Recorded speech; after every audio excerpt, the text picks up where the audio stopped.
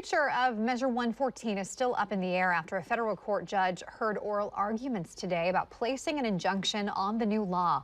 Fox 12's Connor McCarthy sat in the courtroom today and has details about what each side argued. Judge Karen Emmergut says that a decision on the injunction won't be made until Monday, Tuesday at the latest. And she and a packed courtroom heard 2 hours of arguments on both sides. And what's making this case hard this year is a recently ruled Supreme Court decision that changes how federal judges interpret the Second Amendment.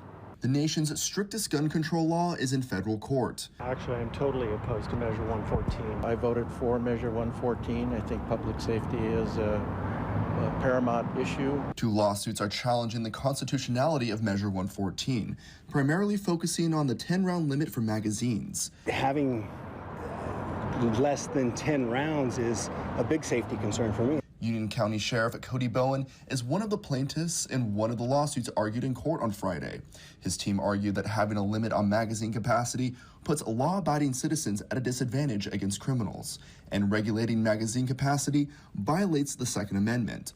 But the defense says times have changed since the 19th century. The Supreme Court has recognized the states retain some ability to make regulations when there are new social ills and new technology that did not exist in 1791. Plaintiffs also argue the most common handguns have magazines greater than 10 rounds, so they claim Measure 114 will ban a whole class of guns.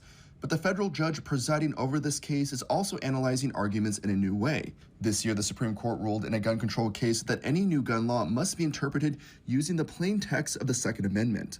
This means a person's individual right to bear arms for self-defense cannot be infringed. If the government does pass gun control laws, then the regulation must be part of historical tradition, such as banning the sale of poison bullets.